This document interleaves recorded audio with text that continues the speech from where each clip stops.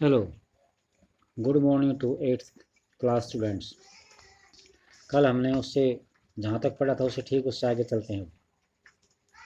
The supreme court of India has laid down specific requirements and procedures that the police and other agencies have to follow for the arrest, detention and interrogation of any person।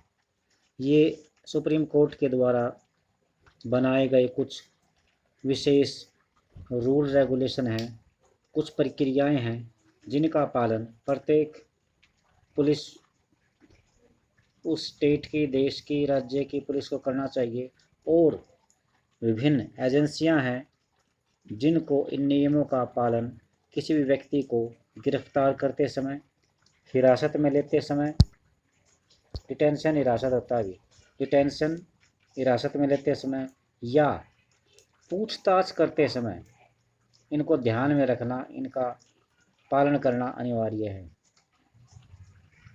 These are known as the DK. Basu guidelines. इनको हम DK. Basu द्वारा बताए गए दिशा निर्देश कह सकते हैं। And some of these includes, उसमें निम्न बातें शामिल हैं। सबसे पहली बात, the police officials who carry out the arrest और interrogation should wear clear, accurate and visible identification and name tags with their designations. जो भी पुलिस का अधिकारी किसी व्यक्ति को गिरफ्तार करने के लिए, पूछताछ करने के लिए आता है, उसकी वेशभूषा उचित होनी चाहिए, उचित प्रकार से वो दिखाई देनी चाहिए, उसका पहचान होनी चाहिए, उसके नाम की पट्टी लगी होनी चाहिए और उसका उस पर पद भी लिखा जाना चाहिए कि वो किस रैंक का अधिकारी है। दूसरा जो है, a memo of arrest should be prepared at the time of arrest. गिरफ्तार अरेस्ट किए जाते समय एक मेमोरेंडम भी तैयार किया जाना चाहिए। एंड शुड इंक्लूड, उसमें क्या होना चाहिए मेमोरेंडम में, डेट और टाइम होना चाहिए, समय और तारीख कि कितने बजे गिरफ्तार किया गया, तारीख क्या उस दिन, ठीक है, अरेस्ट की तारीख क्या है। It should also be attested, और इसको अटेस्ट करना चाहिए, प्रमाणित करना चाहिए, एटलीस्ट वन विटनेस, एक गवाह के तौर पर। इसको एक गवाह के द्वारा प्रमाणित भी किया जाना चाहिए। Who could include a family member, जो उसके परिवार का सदस्य भी हो सकता है। जिस व्यक्ति को गिरफ्तार किया गया है उस व्यक्ति के परिवार का सदस्य भी हो सकता है। The arrest person, the arrest memo should be countersigned by the person arrested. जो व्यक्ति गिरफ्तार करना है उस व्यक्ति के द्वारा उस अरेस्ट मेमो पर हस्ताक्षर भी होने चाहिए। नेक्स्ट है भी, the person arrested, detained or being interrogated. जो व्यक्ति गिरफ्तार किया है, हिरासत में रखा है या पर्सन जिससे पूछे जाने हैं, उसे ये अधिकार है कि वो अपने रिश्तेदार को, दोस्त को या अच्छी जान पहचान वाले को, जिसको वो जानता हो, उसको सूचित किया जाए। जिस किसी को भी बताना चाहता है उसको सूचना दे दी जानी चाहिए।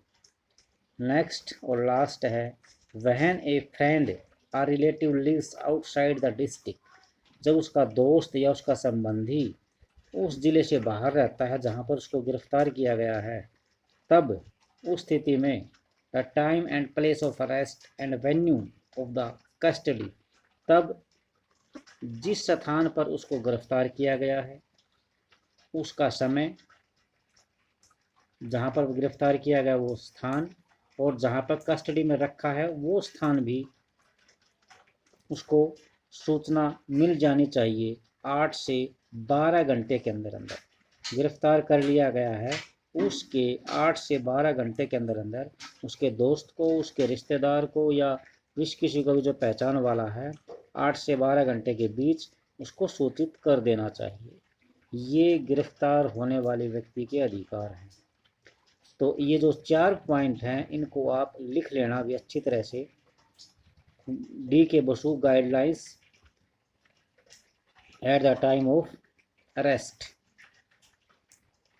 ठीक है भाई, ये लिख लेना। नेक्स्ट है भी आगे हम बिल्कुल लो स्पीड में चल रहे हैं क्योंकि हमारा सिलेबस जो है पहले से ही आगे चल रहा है। अब आता है अभी FIR। FIR की फुल फॉर्म होती है फर्स्ट इन्फॉर्मेशन रिपोर्ट। तो FIR ये फर्स्ट कुछ लाइन बताऊंगा मैं, जहाँ से पढ़ रहा हूँ ये लाइन लिखनी है आपको। It is with the registration of FIR that police can begin their investigation into a crime। ये प्रथम सूचना रिपोर्ट होती है जिसको FIR कहते हैं।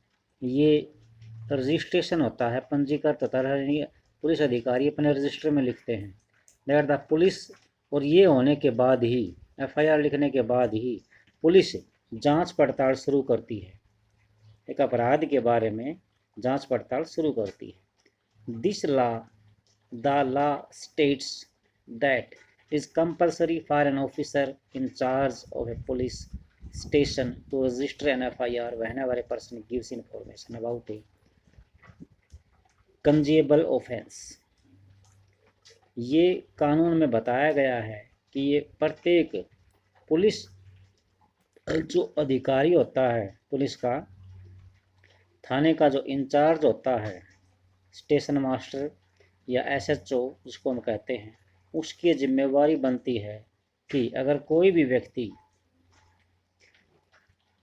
FIR लिखवाना चाहता है तो FIR लिखे और एक जो अपराध ज्ञात अपराध हुआ है उसके बारे में वो सूचना अपने रजिस्टर में जरूर नोट करे।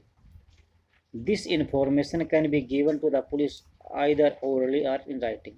ये जो सूचना है पुलिस को हम लिख कर भी दे सकते हैं या मुख से बताकर भी दे सकते हैं। The FIR usually mentions the date. FIR में क्या क्या होता है? तारीख होती है, समय होता है, and the place of offence, जहाँ पर घटना घटी है उस घटना का स्थान होता है, नाम होता है। Details and basic facts of the offence, आधारभूत तथ्य होते हैं घटना से संबंधित, including a description of the events, और घटना के बारे में पूरा विवरण होता है। If known, the identity of the accused person and witness is also mentioned। If यदि इसमें दोषी व्यक्तियों के नाम और उनको पहचाने जाने की भी संभावना दिखाई देती है, और and witness is also mentioned, और गवाहों का भी जिक्र किया जाता है तो उनको भी वर्णन पूरा लिखना है इसमें। The FIR also states the name and address of the complaint. शिकायतकर्ता का नाम और पता भी FIR में लिखा जाता है। There is a prescribed form in which the police registered an FIR। ये एक निर्धारित फॉर्म होता है जिसमें पुलिस FIR को रजिस्टर करती है। And it is signed by the complainant, और शिकायतकर्ता द्वारा इस पर साइन किए जाते हैं।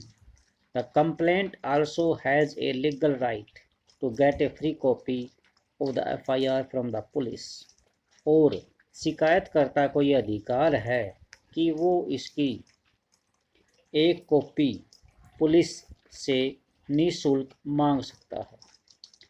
तो ये FIR है भी, इसके बारे में आपको जानकारी होनी चाहिए। यहाँ से एक प्रश्न बनेगा, और ये FIR की कॉपी दिखा रखी है, FIR की कॉपी, इनको आप अच्छी तरह से पढ़ लेना।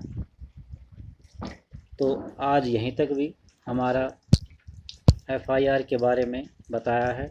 ये इसको आप अच्छी तरह से, कुछ भी अगर समझ में नहीं आता है, इसके अलावा इसमें से कुछ भी समझ में नहीं आता है तो आप पूछ सकते हैं डाउट सेक्शन में जाके। और ये जिन बच्चों को काम नहीं दिखाई दे रहा अपना ऐप में, उनके लिए सूचना है कि अपनी फीस टाइम से जमा करवाएं, तभी उनको दिखाई देगा, वरना नहीं। और एक बात और है कि आपका 8वीं क्लास का बोर्ड बन चुका है। आपके पेपर बाहर से आएंगे, चेक बाहर से करेंगे, और स्कूल भी कोई अलग ही होगा। तो इसलिए अपनी पढ़ाई सुचारू रूप से चलाने के लिए अपना एडमिशन करवाएं। थैंक्स।